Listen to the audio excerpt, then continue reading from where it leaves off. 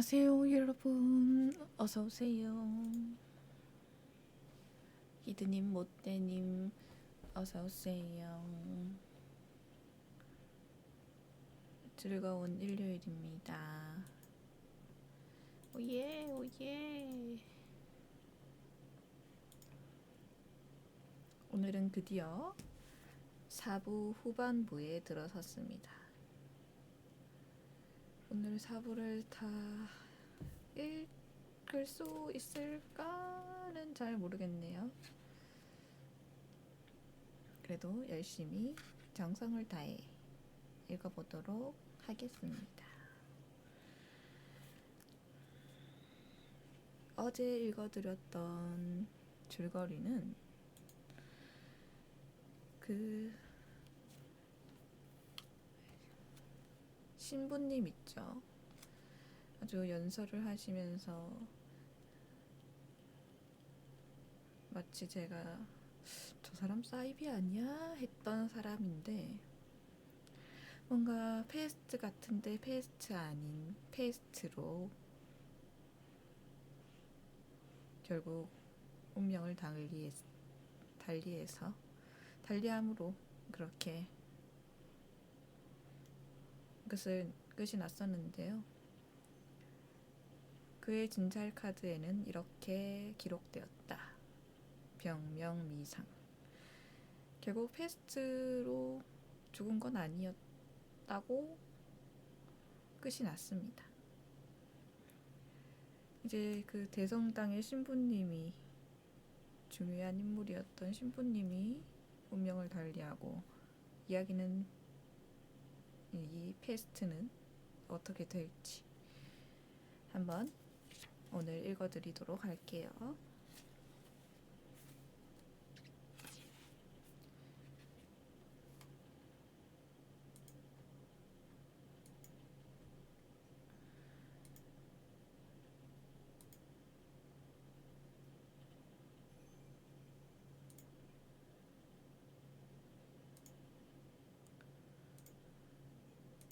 노래 큐.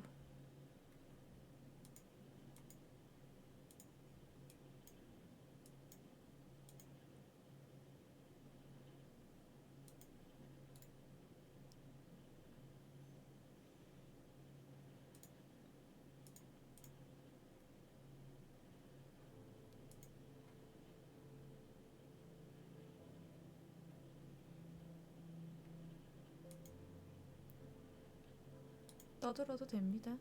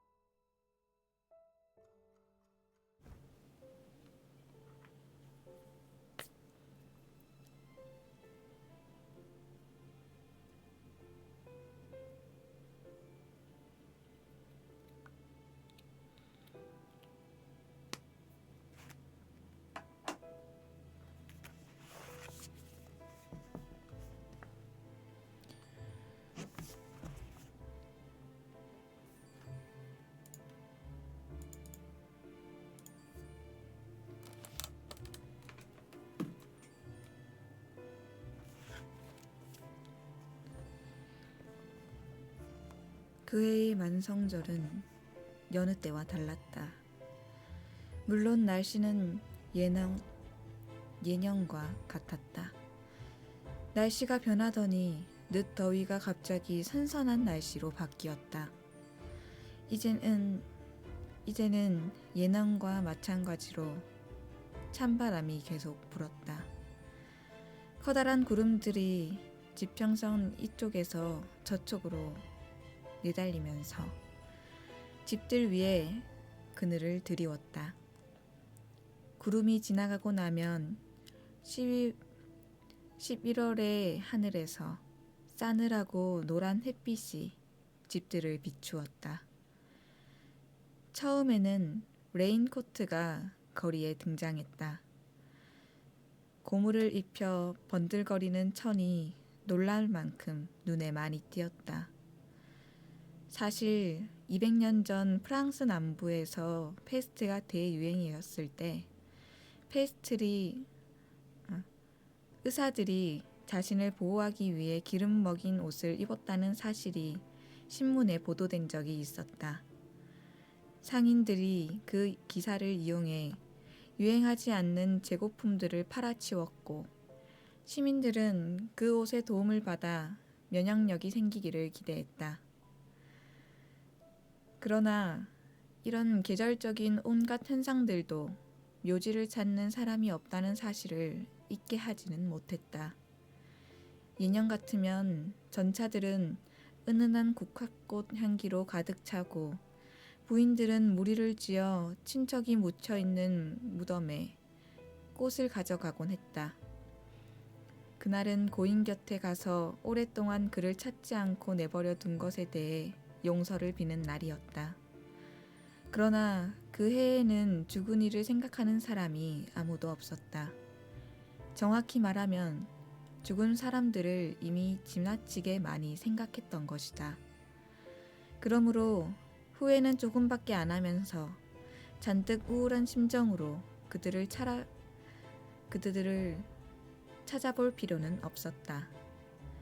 그들은 1년에 한 번씩 찾아가 사죄해야 하는 버림받은 자들이 더 이상 아니었다. 그들은 잊고 싶은 불청객이었다. 이런 이유 때문에 그 해의 만성절을 이를테면 적당히 넘어가고 말았다.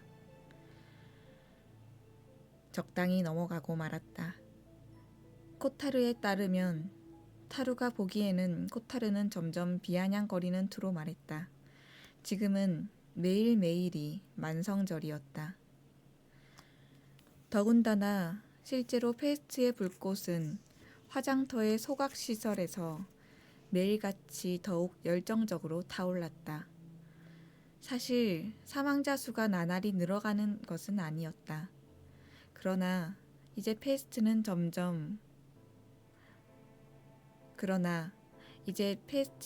정점에 편안히 자리를 잡고 훌륭한 공무원처럼 매일 저지르는 살인에 정확성과 규칙성을 부여하는 것 같았다. 원칙적으로는, 그리고 전문가의 견해로 보면 그것은 좋은 징조였다. 끊임없이 상승하다가 오랫동안 안정세를 유지하고 있는 페스트 진행 그래프는 예를 들어 의사 리사르에게는 바람직한 현상으로 보였다. 아주 훌륭한 그래프야. 그는 이렇게 말하곤 했다. 그는 병이 이른바 안정 단계에 도달한 것을 간주하고 있었다. 앞으로는 쇠퇴밖에 남지 않았다는 것이다. 그는 카스텔이 만든 새 혈청 덕분이라고 생각했다. 실제로 그의 혈청은 예기치 않게 몇 번 성공을 거두었다. 늙은 의사 카스텔도 그것을 부인하지 않았지만 역사적으로 볼 때 페스트는 예상 밖으로 새롭게 재개되는 경우가 종종 있기 때문에 예측할 수 없다는 것이 그의 의견이었다. 도청에서는 오래전부터 민심이 안정되기를 희망해왔지만 페스트 때문에 그럴 방도가 없던 터라 이 주제와 관련하여 의사들을 소집해 보고서를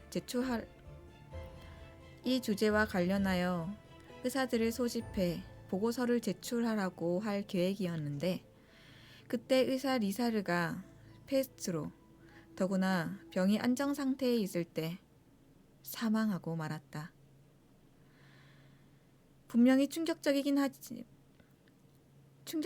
했지만 그렇다고 해서 확실한 것은 아무것도 없는데도 리사르의 사망을 계기로 행정당국은 처음에 낙관론을 받아들일 때만큼이나 경솔하게 비관론으로 돌아섰다. 카스텔은 가능한 모든 정성을 기울여 혈청을 준비하는 데에만 몰두했다. 어쨌든 공공장소 중에 병원이나 검역소로 개조되지 않은 곳은 이제 한 군데도 없었다.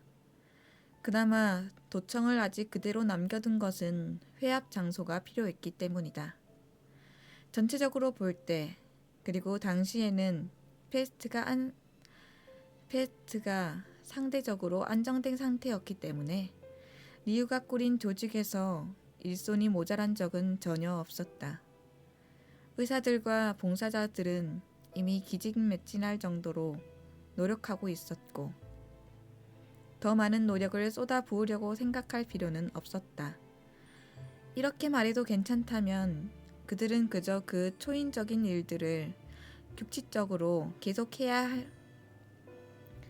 규칙적으로 계속해야 했을 뿐이다. 바람이 사람들의 가슴에 불을 붙여놓고 부채질을 하기라도 한 것처럼 전에 발생했던 페스트가 이제 도시 전체에 퍼져나갔다.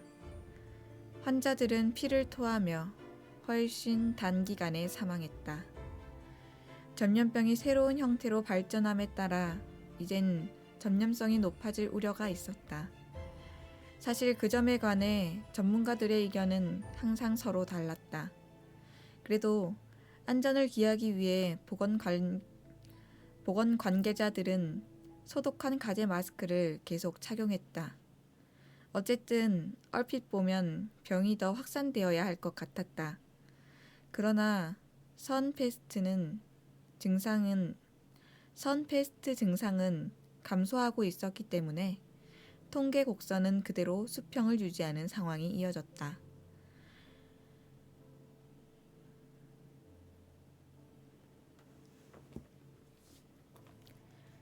시간이 경과함에 따라 식량 보급 문제가 악화되면서 또 다른 걱정거리들이 생겨났다.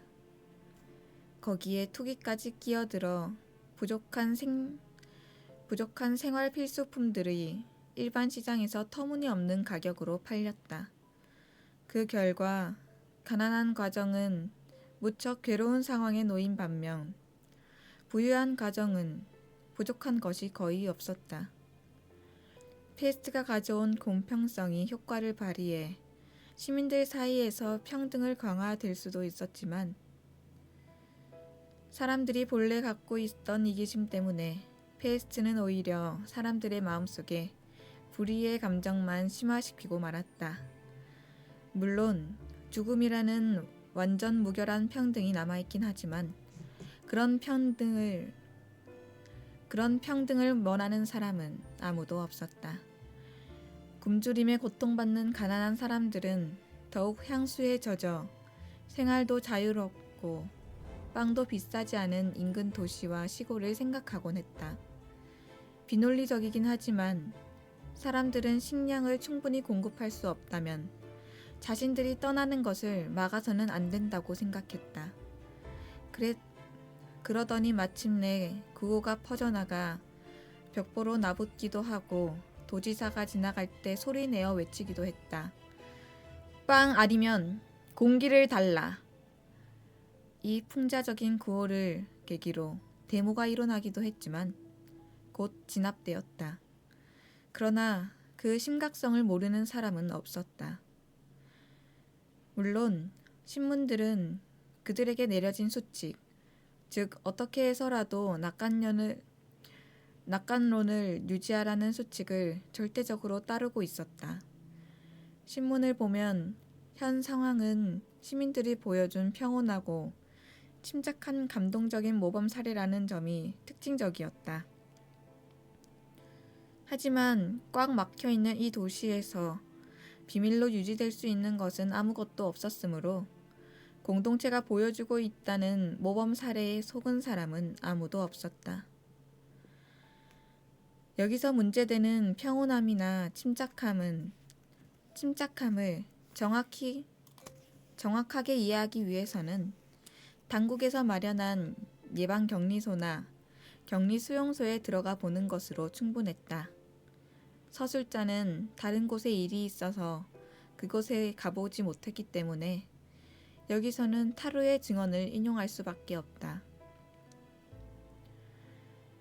실제로 타루의 수첩에는 랑베르와 함께 시립운동장에 설치된 수용소를 방문한 이야기가 기록되어 있었다.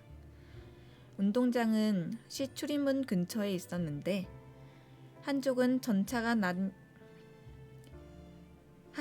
전차가 다니는 거리에, 다른 쪽은 그 도시가 건설된 고원 가장자리까지 펼쳐져 있는 공터에 닿아 있었다.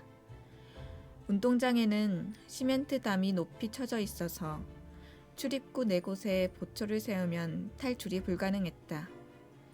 예방 격리된 그 불행한 사람들은 담 덕분에 외부 사람들의 호기심 어린 시선으로부터 벗어날 수 있었다.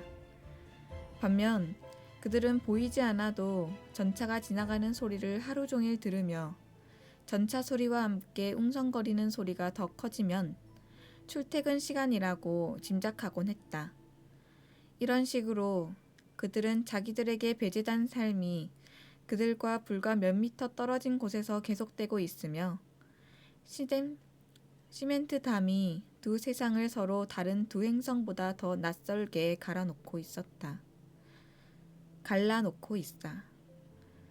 갈라놓고 있다는 사실을 알게 되었다.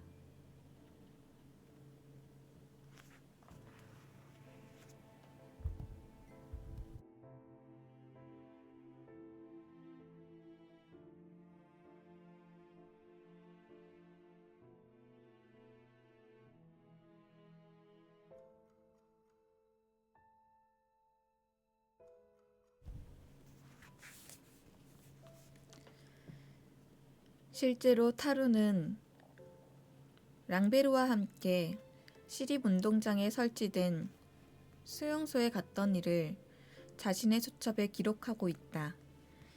가기로 한 날은 어느 일요일 오후였다. 축구 선수인 곤잘레스도 그들과 함께했다. 랑베르가 곤잘레스를 다시 만났는데 운동장을 교대로 감시해달라는 부탁을 그가 마침내 받아들였던 것이다. 랑베르는 그를 수용소 소장에게 소개해줘야 했다. 두 사람과 만났을 때 곤잘레스는 페스트가 발생하기 전에는 이 시간이면 시합을 하려고 유니폼을 입고 있었다고 말했다. 그러나 경기장이 증발되고 난 지금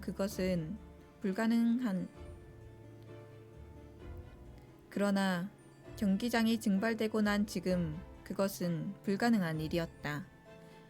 곤잘레스는 무료해 보였고 스스로 그렇게 느끼고 있었다. 그런 이유로 주말에만 근무한다는 조건으로 감시 업무를 수락한 것이다. 하늘은 약간 흐렸다. 곤잘레스는 하늘을 쳐다보더니 비도 안 오고 덥지도 않은 이런 날씨가 시합에는 제일 적당하다고 아쉬운 듯 말했다. 그는 탈의실의 물팔스 냄새, 무너질 듯 가득 찬 광중석, 엷은 황갈색 그라운드를 누비는 선명한 색깔의 운동복, 전방전이 끝나고 마시는 레몬주스나 바짝 마른 목수건을 수천 개의 바늘로 시원하게 콕콕 찌르는 듯한 청량음료를 나름대로 열심히 기억해냈다. 교회에서 움푹 파인 길을 걸어가는 동안에도 곤잘레스는 돌만 보면 차곤 했다고 타루는 덧붙여 기억했다. 그는 돌멩이를 하수구에 바로 차 넣으려고 하면서 성공하면 1대 0이라고 말했다. 담배를 피운 후에는 꽁초를 앞으로 뱉은 뒤 땅에 떨어지기 전에 재빨리 발로 차려고 했다. 운동장 근처에서 놀던 아이들이 그들 쪽으로 공을 보내자 곤잘레스는 달려가 정확하게 공을 차 돌려주었다. 마침내 그들은 운동장에 들어섰다. 관중석은 사람들로 꽉 차 있었다. 하지만 운동장은 수백 개의 붉은 천막으로 뒤덮여 있었고 천막 안에 있는 침구와 보따리 같은 것을 멀리서도 알아볼 수 있었다. 관중석이 그대로 남아 있어서 덥거나 비가 오는 날에는 수용자들이 몸을 피할 수 있었다. 그러나 해가 지면 천막으로 돌아가야 했다. 관중석 아래에는 샤워실이 새로 설치되었고 예전의 선수용 탈의실은 사무실과 이무실로 개조되어 있었다. 수용자 대부분은 관중석에 모여 있었고 다른 사람들은 터치라인 근처에서 서성거렸다. 어떤 사람들은 자기 천막 입구에 쪼그리고 앉아 멍한 눈으로 사방을 두리번거렸다. 관중석에 있는 사람들은 주저앉아 뭔가를 기다리는 것 같았다. 저 사람들은 낮에 뭘 하나요?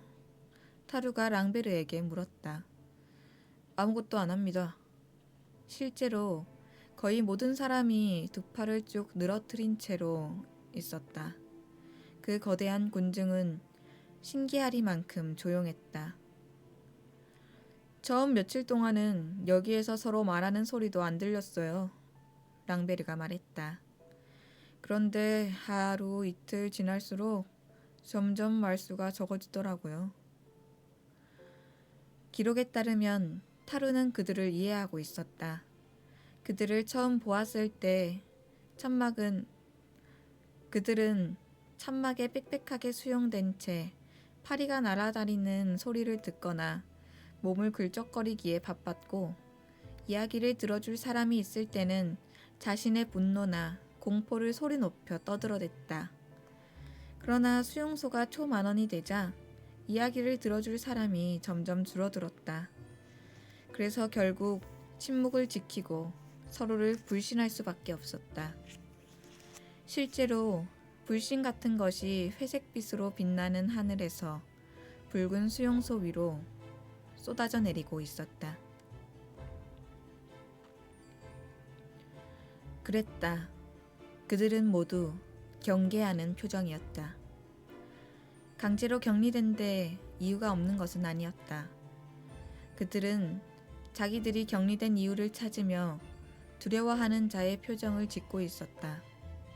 타루가 본 사람들의 눈빛은 하나같이 텅 비어 있었고 자신의 삶을 의미 있게 만들어주던 것으로부터 완전히 분리된 데에 대해 슬퍼하고 고통받는 표정이었다. 그러나 항상 죽음에 대해 생각할 수는 없어서 그들은 아무 생각도 하지 않는다. 그들은 휴가 중이었다. 타루는 다음과 같이 썼다. 그러나 최악은 그들이 잊힌 사람들이며 그들이 그것을 알고 있다는 사실이다. 그들을 알던 사람들은 다른 것을 생각하느라 그들을 잊고 있었기 때문에 그것은 충분히 이해할 수 있는 일이다. 그들을 사랑하는 사람들도 그들을 구해내려고 고섭하거나 계획을 짜느라 진이 빠져 그들을 잊어버렸다. 구출을 생각하느라 구출해야 할 사람을 생각하지 않은 것이다. 그것 역시 당연한 일이다. 결국에 가서는 아무리 불행이 막바지에 이르렀다 할지라도 어떤 사람을 정말로 생각할 수 있는 사람은 없다는 것을 알게 된다. 왜냐하면 어떤 사람은 정말로 생각하는 것은 그 어떤 것에도 살림거리나 날아다니는 파리, 식사, 가려움 같은 것에 결코 마음을 뺏기지 않고 매 순간 생각하는 것이기 때문이다. 그러나 파리와 가려움은 언제나 존재한다. 그런 이유 때문에 인생은 살기 어려운 것이다. 그들은 그 사실을 잘 알고 있다.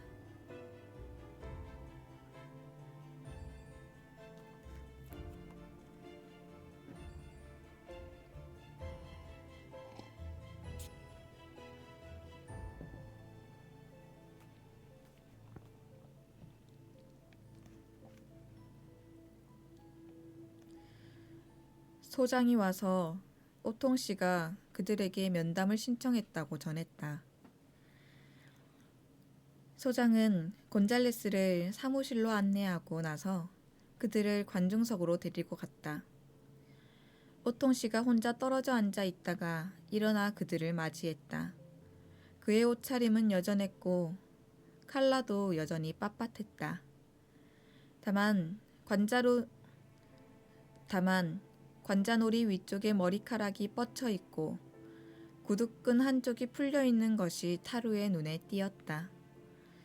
검사는 피곤해 보였고 단 한 번도 상대방을 똑바로 쳐다보지 않았다.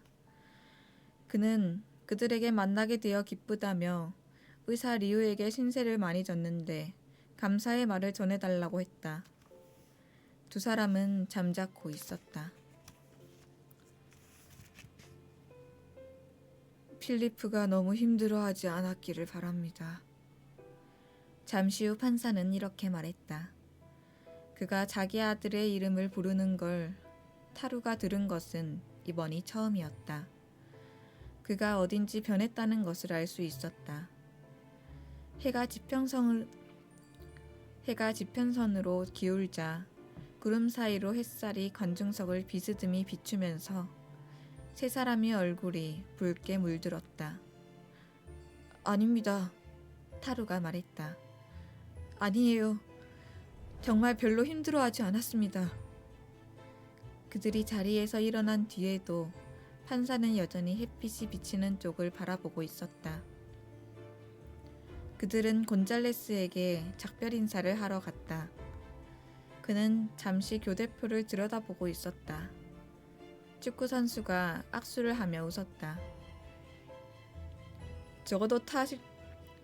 적어도 탈이 싫은 도로 찾은 셈이죠. 그가 말했다. 이 정도만 해도 어디야. 잠시 후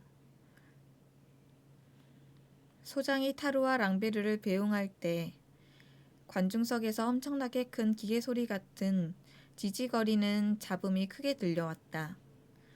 좋았던 시절에는 시합 결과를 알리거나 팀을 소개하는 데 사용되었던 확성기에서 코맹맹이 소리로 수용자들은 천막으로 돌아가 저녁 식사 배급을 받으라는 안내 방송이 나왔다. 사람들은 천천히 관중석으로 떠나 신발을 끌면서 천막 안으로 들어갔다.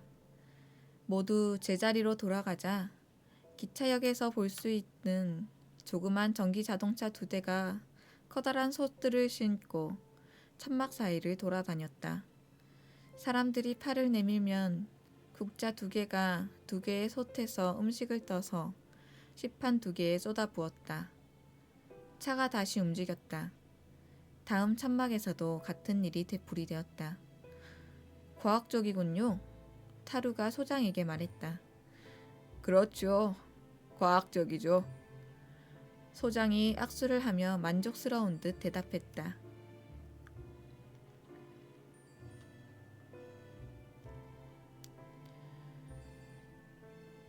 이미 석양이 깔리고 하늘은 개어 있었다.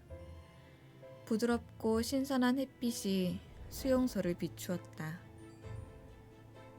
저녁의 평화 속에서 숟가락과 접시 부딪히는 소리가 사방에서 들려왔다. 박쥐들이 천막 위에서 날갯짓을 하더니 갑자기 사라졌다. 도시 성벽에서 전차 한 대가 선로 변경 장치 위를 지나가느라 삐걱거리고 있었다. 예진 판사가 안 됐어. 경기장 문을 나서면서 타루가 중얼거렸다. 그 양반을 위해서 뭔가 좀 해야겠는데. 하지만 도대체 어떻게 돕지?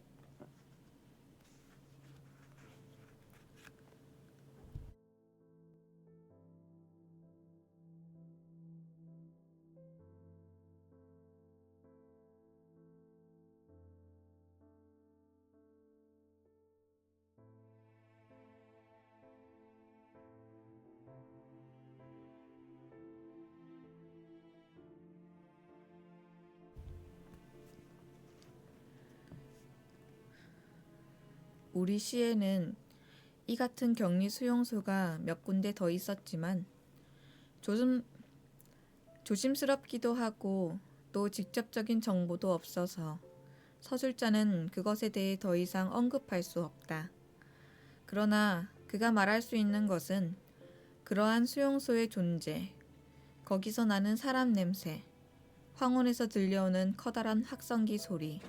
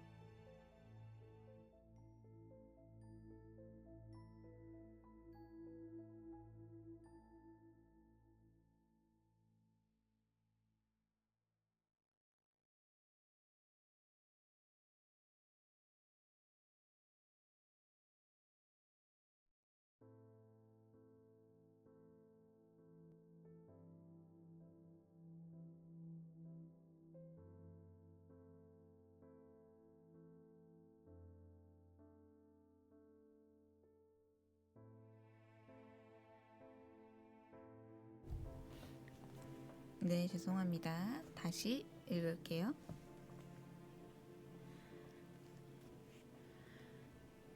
우리 시에는 이 같은 격리 수용소가 몇 군데 더 있었지만 조심스럽기도 하고 또 직접적인 정보도 없어서 서술자는 그것에 대해 더 이상 언급할 수 없다. 그러나 그가 말할 수 있는 것은 그러한 수용소의 존재, 거기서 나는 사람 냄새, 황혼에서 들려오는 커다란 확성기 소리, 담 뒤에 감춰진 신비, 또 그 버림받은 장소에 대한 공포심 같은 것들이 시민들의 마음을 무겁게 짓누르면서 모든 사람들이 느끼던 혼란과 불안감이 더욱 증폭되었다는 사실이다.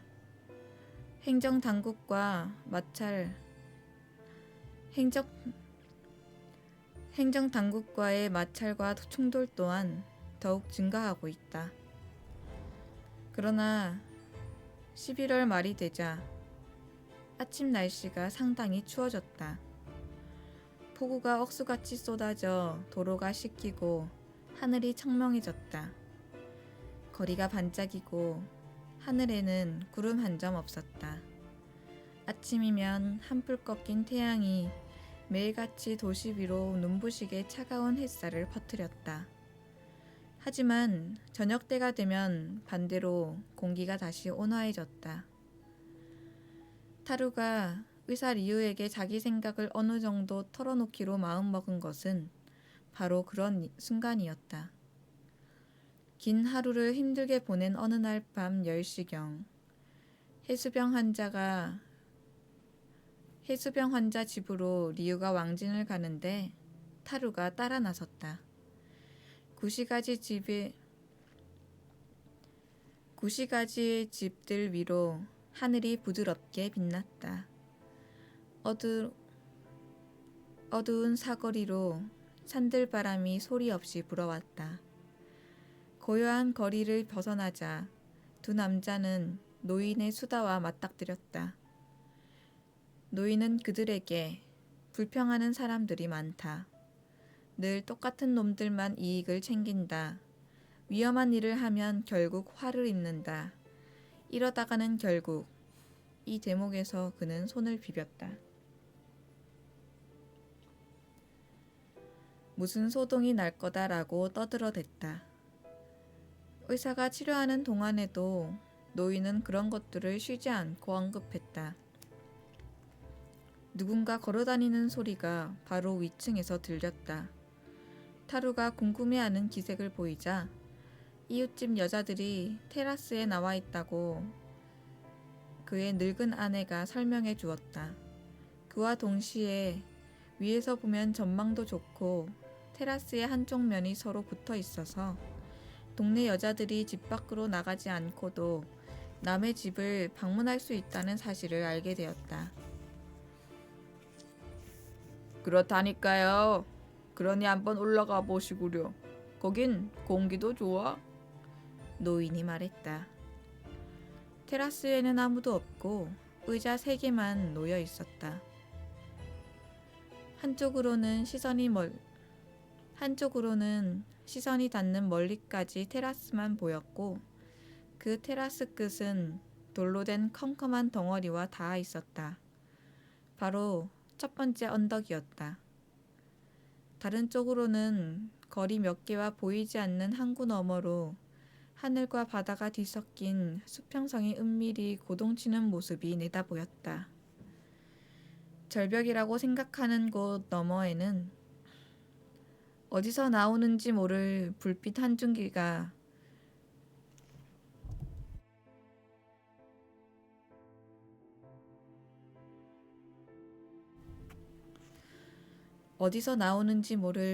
한 줄기가 규칙적으로 나타났다 사라지곤 했다. 지난 봄부터 다른 항구를 향해 뱃머리를 돌리는 선박을 위해 해협의 등대가 계속 불빛을 비춰주고 있던 것이다. 바람에 쓸려 윤이 나는 하늘에서는 별들이 맑게 반짝이고 등대 불빛이 먼 곳까지 비치면서 하늘에는 순간적으로 회색빛이 지나가곤 했다. 향료 냄새와 돌 냄새가 미풍에 실려왔다. 모든 것이 완전 무결한 침묵에 잠겨 있었다.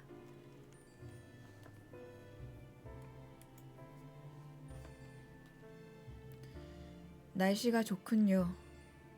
리우가 자리에 앉으면서 말했다.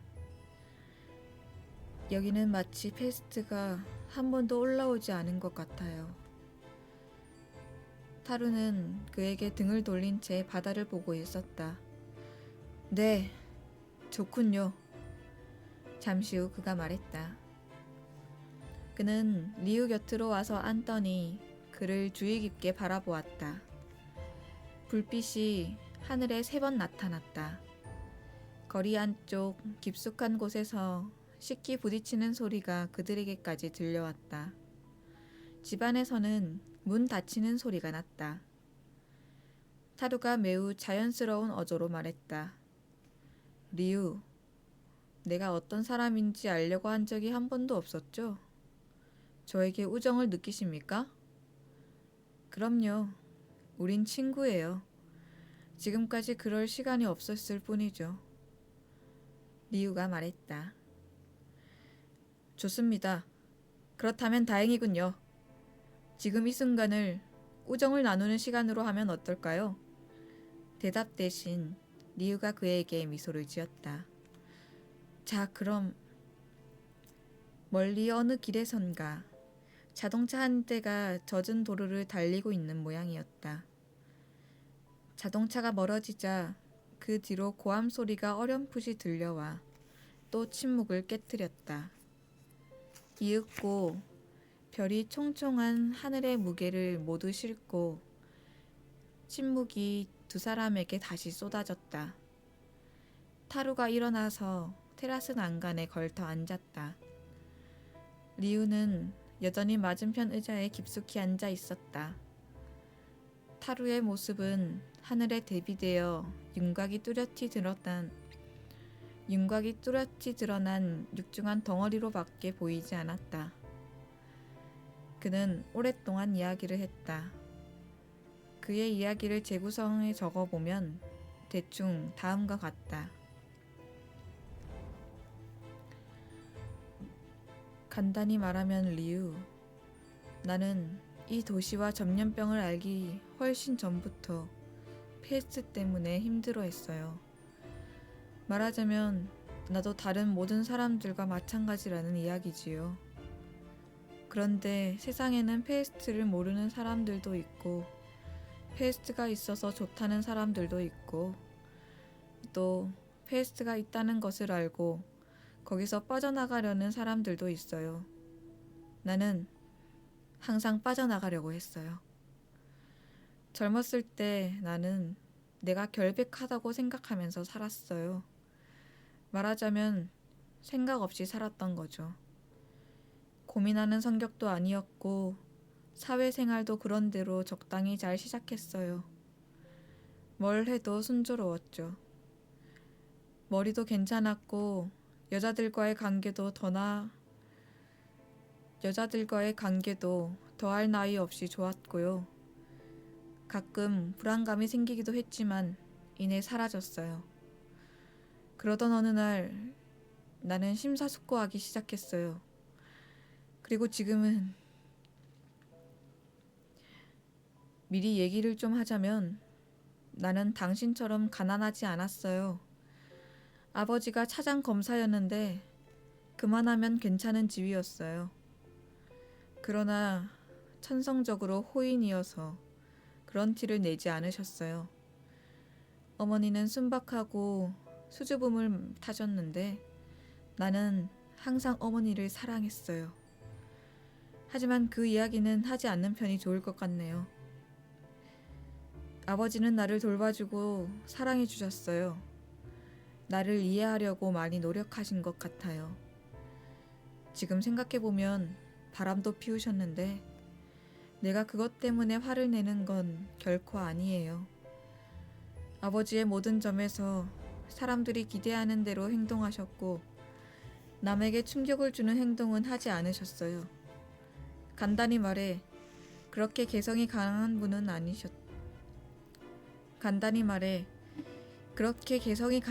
아니었죠. 아버지가 돌아가신 지금 생각해보면 성자처럼 살지는 않았지만 그렇다고 악인도 아니셨던 것 같아요. 중도를 지켰다고나 할까요? 그뿐이에요.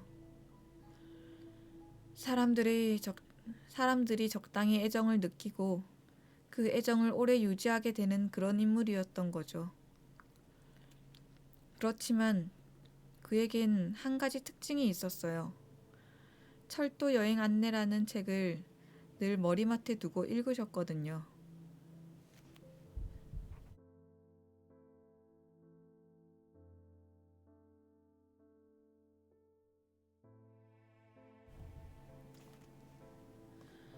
휴가 때 땅이 조금 있는 브르타뉴에 가는 것을 제외하면 여행을 하는 것도 아니었어요.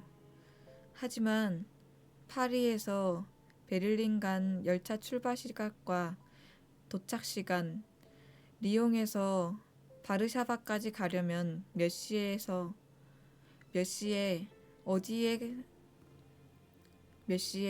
어디서 갈아타야 하는지, 어디가 되었든 한 수도에서 다른 수도의 거리가 몇 킬로미터인지를 정확하게 알고 계셨어요. 브리앙송에서 샤모니까지 어떻게 가야 하는지 말할 수 있으세요? 아마 역장이라도 잘 모를 거예요. 하지만 아버지는 잘 알고 계셨죠. 철도 여행에 대한 지식을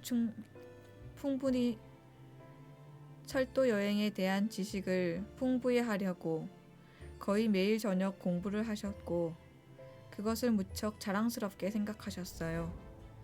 나는 그것이 매우 재미있어서 아버지에게 자주 질문도 하고 아버지의 대답을 책에서 찾아보고 틀림없다는 걸 확인하고는 좋아했죠. 그렇게 묻고 대답하는 과정에서 우리는 매우 친밀해졌어요. 내가 아버지의 청중이 되어드렸고 아버지는 내 성의를 무척 흡족하게 생각하셨거든요. 나는 철도에 관해 탁월한 것도 다른 것과 마찬가지로 가치 있다고 생각했고요. 내가 너무 말이 많아서 그분에게 지나친 중요성을 부여하는 것이 아닌가 싶네요. 결과론적으로 보면 아버지는 내가 결심하는데 간접적인 영향을 끼쳤을 뿐인데 말이에요. 아버지는 기껏해야 계기를 만들어 주신 것 뿐이에요. 내가 17살 때 아버지가 법정에 와서 당신이 말하는 것을 들어보겠냐고 하셨어요.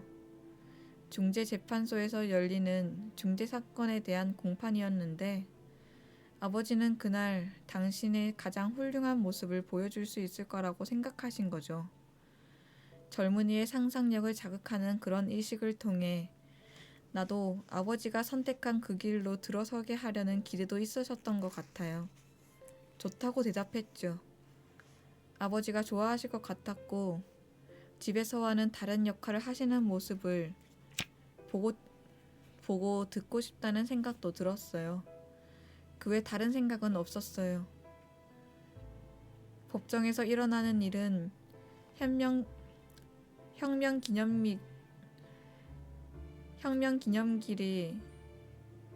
기념일의 일병식이나 상장 수여식처럼 자연스럽고 불가피한 일로 보였거든요. 나는 법정에서 일어나는 일에 대해 극히 추상적인 관념밖에 없었고 그것이 그리 불편하지도 않았어요. 그런데 그날 내가 간직한 모습은 딱 하나, 죄인의 모습이었어요. 사실 나도 그 사람에게 죄가 있다고 생각하지만 어떤 죄인지는 별로 중요하지 않았어요. 빨간 머리에 키가 작고 불쌍해 보이는 그 남자는 나이가 30살쯤 되어 보였고 모든 것을 인정하기로 결심한 것 같았죠. 자기가 저지른 일과 자기에게 가해질 일이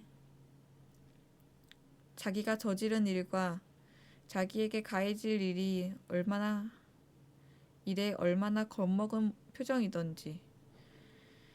몇 분이 흐른 뒤에는 그 사람 외에는 아무것도 쳐다볼 수 없었어요. 그 사람은 지나치게 강한 빛 때문에 겁에 질린 올빼미처럼 보였어요. 넥타이의 매듭은 킬라의 모서리와 잘 맞지 않았고 하나밖에 없는 손에 손톱을 물어뜯고 있었어요. 오른손이었어요. 더 말하지 않아도 그가 살아있는 사람이었다는 건 아시겠죠? 한데 말이죠. 그때 문득 내가 지금까지 그를 피고인이라고 하는 편리한 범주로만 생각해왔다는 것을 깨달았어요. 그 순간 내가 아버지를 잊었다고 말할 수는 없지만 뭔가가 배를 꽉 졸라매고 있어서 형사 피고인 외에는 그 무엇에도 주의를 기울일 수 없었어요. 거의 아무 소리도 들리지 않았어요. 사람들이 살아있는 그 사람을 죽이려 한다는 걸 느끼자 엄청난 본능이 파도처럼 밀려와 거의 맹목적으로 고집을 부리며 그 남자 편을 들고 있었던 거예요. 나는 아버지의 농구가 시작될 때야 비로소 정신을 차릴 수 있었어요.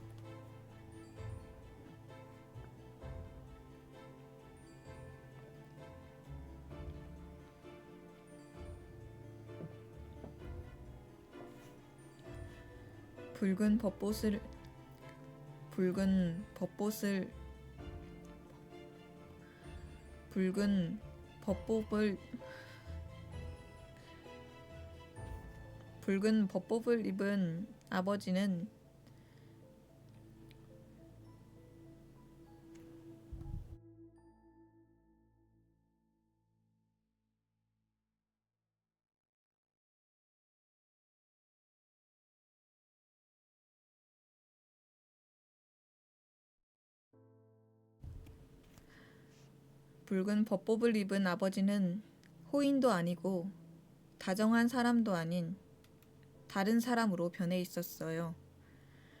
아버지의 입에서는 굉장한 말들이 우글거리고 있다가 뱀처럼 끊임없이 쏟아져 나왔죠. 나는 아버지가 사회의 이름으로 그 남자의 죽음을 요구하고 심지어 목을 자르라고 요구하고 있다는 것을 깨달았어요. 사실 아버지는 단지 이렇게 말했을 뿐이에요. 저 머리는 땅에 떨어져야 합니다. 하지만 결국에는 별 차이가 없었어요. 아버지가 그 남자의 머리를 얻으셨으니 실제로 같은 결과에 이른 셈이거든요. 실제로 목을 자른 사람이 아버지가 아니었을 뿐이에요. 처형 장면을 보지는 못했지만 공판을 끝까지 방청했는데 그 불쌍한 남자에게 아버지라면 도저히 느끼지 못할 엄청난 친밀감은 느꼈어요. 아버지는 관례에 따라 사람들이 정중하게 최후의 순간이라고 부르지만 사실은 가장 비열한 살인이라고 불려야 마땅한 것에 참석하셨을 거예요. 그날부터 나는 철도 시간 안내만 보아도 끔찍해서 구역질이 났어요. 그날부터 두려워하면서도 정의와 사형제도, 형 집행 같은 것에 관심을 갖게 되었고요.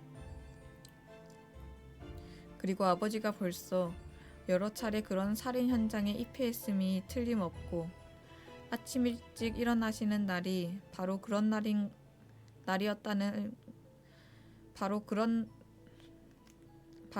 날이었다는 것을 알았을 때는 현기증 같은 것을 느꼈어요. 그런 날이면 자명종 태엽을 감아 놓으시곤 했거든요. 어머니에게는 섣불리 그런 말을 하지 못했지만 어머니를 더 주의 깊게 관찰하게 되었죠. 그리고 두 분이 함께 할 수 있는 것은 더 이상 아무것도 없고 어머니가 체념하고 계시다는 것을 알게 되었어요. 당시 내가 말하던 식으로 하면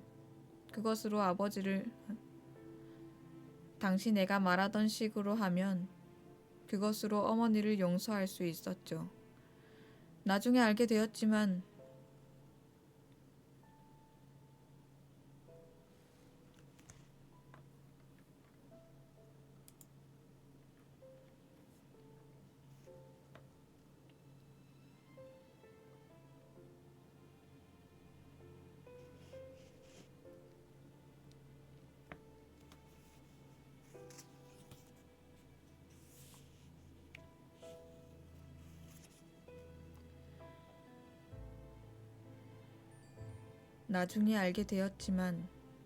용서할 것은 아무것도 없었어요.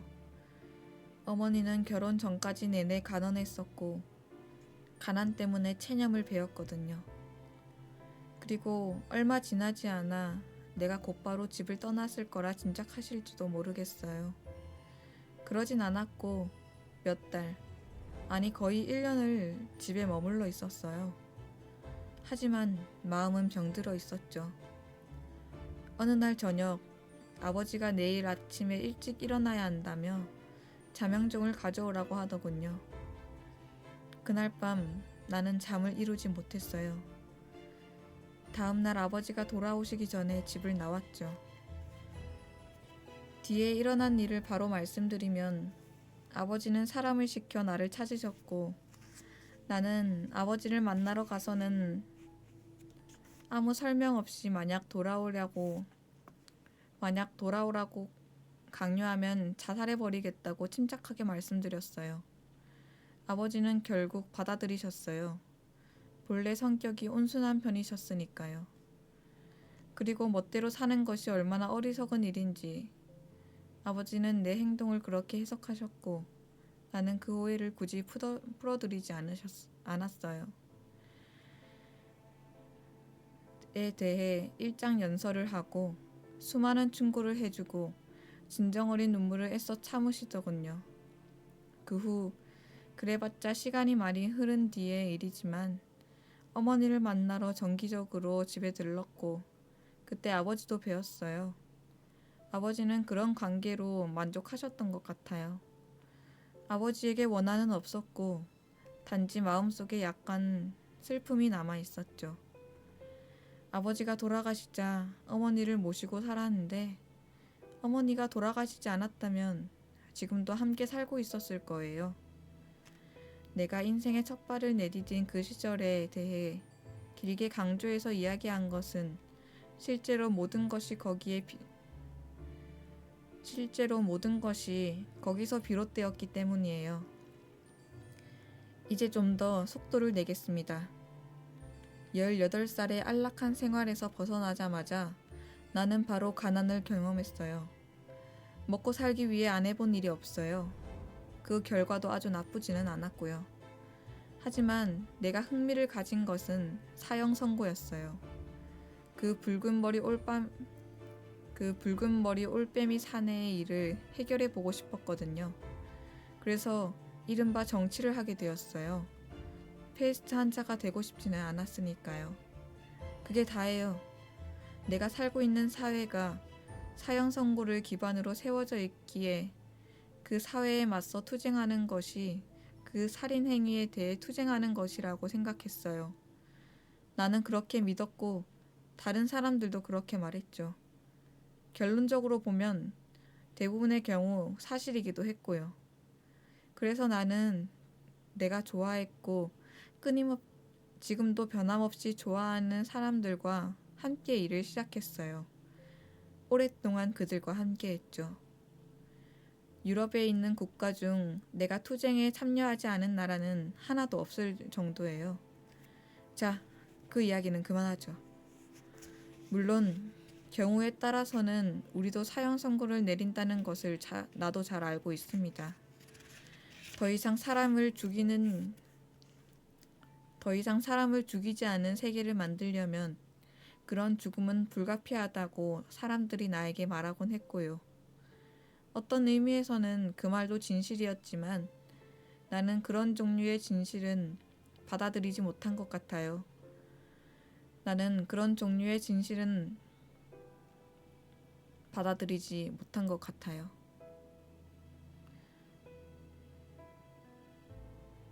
확실한 건 내가 망설였다는 겁니다. 그렇지만 나는 그 올빼미 남자를 생각하고 있었어요. 그런 상태가 계속될 수도 있었고요. 헝가리에서 사형 집행을 구경한 그날까지는 말이에요. 그날 아이였던 나를 사로잡았던 그 현기증이 어른이 된 내 눈을 캄캄하게 만들었어요. 사람을 총살하는 광경을 단 한 번이라도 보신 적이 있나요? 물론 못 봤을 겁니다. 당연히 그러시겠죠. 대개는 초청받은 사람들에게만 보여주고 초청할 사람도 미리 정해놓거든요. 그러나 총살에 대해서는 그림이나 책을 통해 알고 계시는 정도군요. 눈 가리개, 말뚝, 멀리 떨어져 있는 병사들, 뭐 그런 거죠. 그런데 전혀 그렇지 않아요. 그것과는 정반대로 총살 집행반 사형수들이 사형수와 불과 1m 50cm 떨어져 있고 사형수가 두 걸음만 앞으로 걸어가면 가슴에 총부리가 닿는다는 걸 알고 계세요? 그렇게 가까운 거리에서 사형수들이 굵직한 탄환으로 심장 근처를 집중 사격하고 그것에 주먹이 들어갈 만한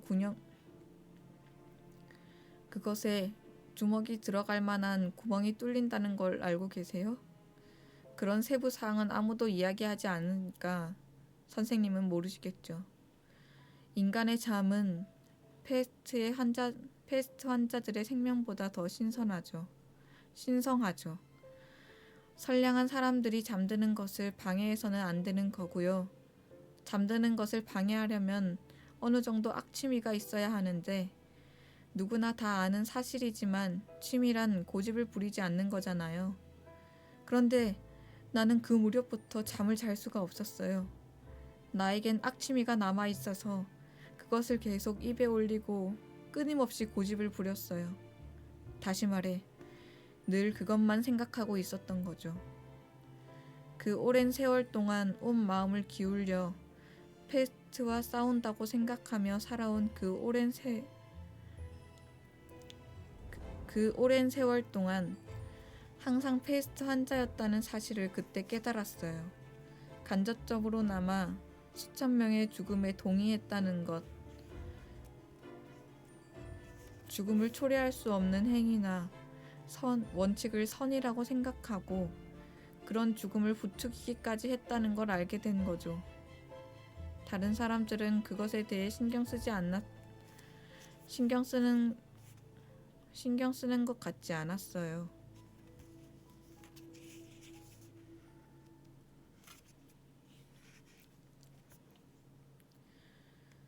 적어도 그런 이야기를 허심탄회하게 털어놓지는 않았죠. 나는 목이 멜 정도로 괴로웠어요. 그들과 함께 있으면서도 외로웠고요. 내가 불안한 마음을 드러내면 그들은 문제되고 있는 것이 무엇인지를 잘 생각해야 한다면서 아무리 애를 써도 삼킬 수 없는 것을 삼키게 만들려고 감동적인 이유를 내세웠어요. 나는 붉은 법복을 입은 저 거물급 패스트 환자들도 나름대로 이유가 있고, 만약 군소 패스트 환자들이 내세우는 불가항력적인 이유와 요구를 용인한다면 거물급 환자들의 요구 또한 거부할 수 없을 거라고 대답했어요. 그들은 나에게 붉은 법복을 입은 사람들을 정당화할 수 있는 가장 좋은 방법은 사형 선고를 내리는 권한을 그들에게 전적으로 임의하는 것이라고 지적했고요. 하지만 나는 한번 양보하기 시작하면 끝없이 양보해야 한다고 생각했어요. 내가 옳다는 것을 역사가 증명해주는 것 같아요. 오늘날 그들은 누가 더 많이 죽이는지 경쟁하고 있으니까요. 모두 살인의 광기에 빠져 있어요. 달리 어떻게 할 수가 없는 거죠. 어쨌든 내가 할 일이란 이치를 따지고 드는 것이 아니었습니다. 나에게 붉은 머리 올빼미 남자가 문제였고 그 더러운 사건이 문제였어요. 페스트에 감염된 저 더러운 잎들이 쇠사슬에 묶인 어떤 남자에게 죽음을 선고하고 죽는데 필요한 것을 전부 다 준비해 놓은 그 사건 말이에요. 그러면 그 남자는 살해당할 그날을 뜬 눈으로 기다리며 고뇌의 밤들을 보내는 거죠. 나에게는 가슴에 뚫린 그 구멍이 문제였어요. 그래서 일단은 최소한 나라도 그 구역질 나는 도살 행위를 단 한 번이라도 정당화하는 것을 단연코 거부하겠다고 생각했어요. 아시겠어요? 그래요. 나는 좀 더 분명히 볼 수 있을 때까지 고집스럽고 맹목적인 태도를 견지하겠다고 결심한 거예요. 그 후로 나는 변한 게 없습니다. 나는 오랫동안 부끄러워했어요. 그것이 아무리 오래된 일이고 또 아무리 선이었다 해도 나 또한 살인자였다는 것이 죽을 정도로 수치스러웠어요. 시간이 흐르면서 보통 사람들보다 낫다는 사람들도 오는 날에는 죽이거나 죽임을 당하지 않을 수 없다는 것을 깨달았어요. 그들은 바로 그런 논리 속에 살고 있었고 또 사람을 죽이지 않으면 이 세상에서 꼼짝할 수 없기 때문이죠. 그래요. 나는 우리 모두가 페스트 속에 놓여 있다는 것을 깨달았고 그것 때문에 계속 부끄러웠어요. 마음의 평화를 잃어버리고 만 거죠. 나는 그 평화를 되찾으려고 지금도 여전히 애쓰고 있습니다. 모든 사람을 이해하고 그 누구와도 철전치 원수가 되지 않으려고 애쓰는 거죠. 내가 아는 것이 하나 있다면 그것은 페스트 환자가 되지 않으려면 할 일은 해야 한다는 거예요. 그렇게 할 때 비로소 평화를 기대할 수 있어요. 평화가 불가능하다 해도 적어도 떳떳한 죽음을 기대할 수는 있겠죠. 인간의 마음을 편하게 만들어 주는 것이 바로 그거예요. 비록 인간을 구원하지는 못하더라도 그렇게 함으로써 가능한 한 인간들에게 해를 끼치지 않고 때로는 약간의 선까지 행할 수 있으니까요. 그런 이유로 나는 그것이 어떤 형태든 좋은 이유든 나쁜 이유든 사람을 죽게 만드는 모든 것을 또는 죽이는 것을 정당화하는 모든 것을 거부하기로 결심한 거예요. 바로 그런 이유 때문에 선생님 편에 서서 이 병과 싸워야 한다는 것을 제외하면 이번에 유행한 이 병을 통해 내가 알게 된 것은 아무것도 없습니다. 내가 확실하게 알고 있는 것은 그래요, 리우. 보셔서 잘 아시겠지만 나는 인생에 대해 다 알고 있어요. 사람은 저마다 자신 속에 페스트를 지니고 있다는 거예요. 왜냐하면 이 세상 그 누구도 페스트 앞에서 무사하지 않으니까요. 그리고 자칫 방심한 순간에 남의 얼굴에 입김을 뿜어서 점령시키지 않도록 끊임없이 조심해야 한다는 것도 알고 있어요. 병균은 자연스러운 것이고 그 외의 것들, 이렇게 말해도 괜찮다면 건강, 청렴, 경백함, 순결함 등은 위지의 소산이에요. 결코 중단되어서는 안 될 의지 말이에요. 정직한 사람, 거의 아무도 감염시키지 않은 사람이란 가능한 한 방심하지 않는 사람을 뜻해요. 절대 방심하지 않기 위해서는 그만한 의지와 긴장이 필요한 법이죠. 그래요, 리우. 페스트 환자가 되는 것은 피곤한 일이지만 페스트 환자가 되지 않으려는 것은 더욱 피곤한 일이에요. 그래서 모든 사람이 피곤해 보이는 거예요. 오늘날에는 누구나 어느 정도는 페스트 환자거든요. 그리고 바로 그런 이유 때문에 몇몇 사람들이 페스트 환자 상태에서 벗어나려고 하면서 죽음이 아니면 빠져나갈 수 없는 극도의 피로감을 느끼는 거고요. 그러는 사이에 내가 이 세상을 위해 더 이상 쓸모가 없다는 사실과 죽이는 것을 단념한 그 순간부터 나는 돌이킬 수 없는 유배를 선고받았다는 사실을 알게 되었습니다. 역사는 내가 아닌 다른 사람들이 만들어 가겠죠. 그리고 내가 그 사람들을 평가할 수 없다는 것도 알고 있어요. 이성적인 살인자가 되기 위해서는 어떤 자질이 필요한데 나에게는 그 자질이 없으니까요.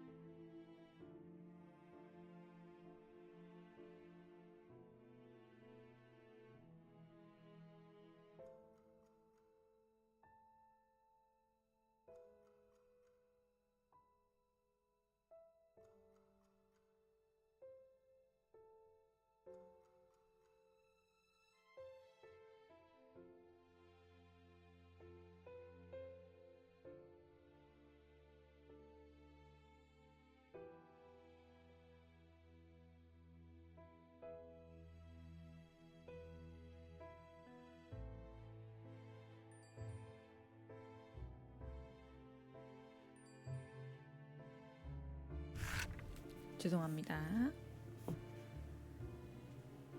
다시 읽어볼게요.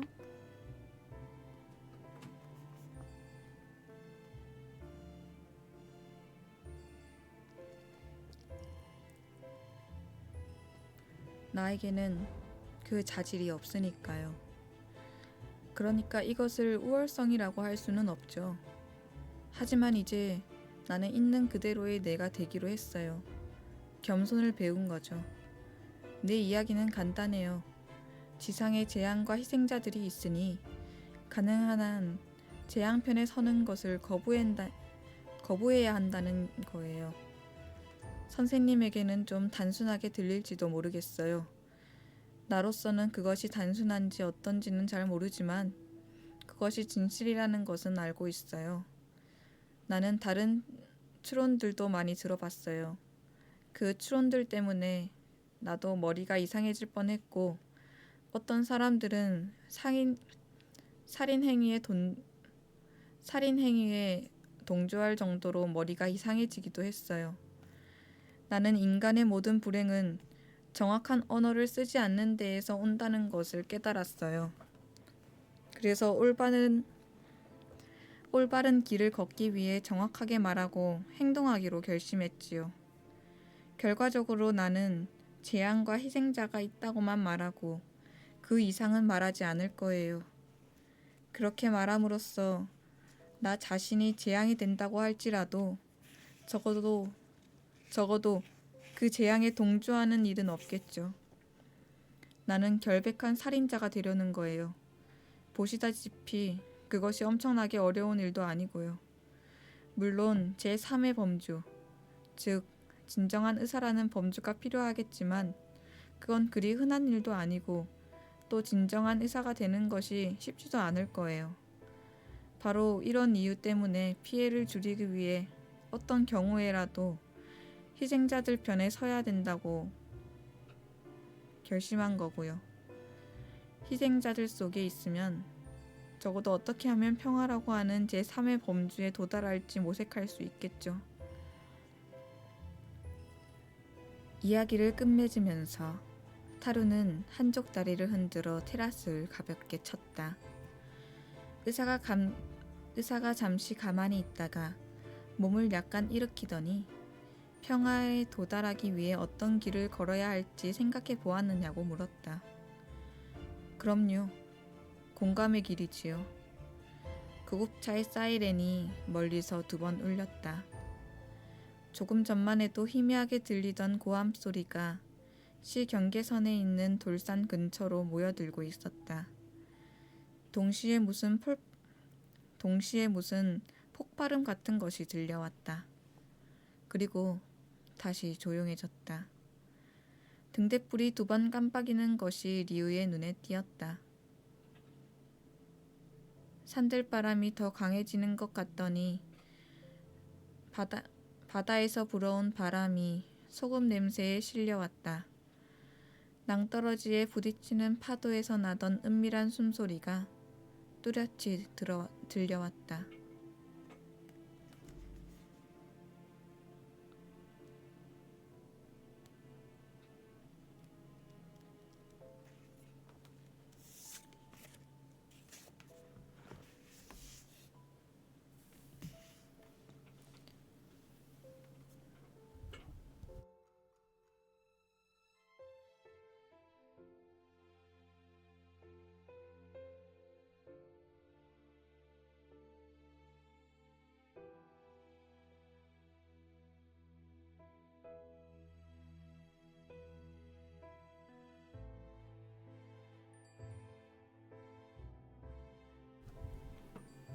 오늘 방송은 여기까지입니다.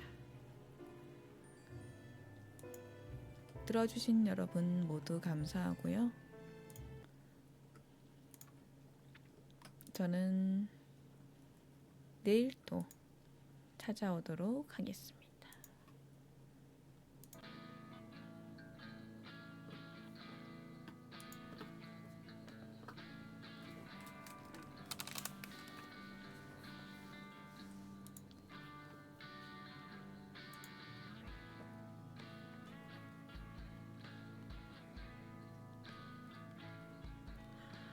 오늘도 들어주셔서 감사하고요. 이제 연휴가 끝나서 다시 일상으로 돌아가야 할 시간이 되었네요. 월요일 바쁘더라도 너무 힘든 날이 아니길 바라면서 오늘도 푹 주무시고 내일 파이팅 하자고요. 그럼 월요일 잘 보내시고 내일 저녁에도 놀러와 주세요. 오늘도 그럼 잘 자요. 안녕.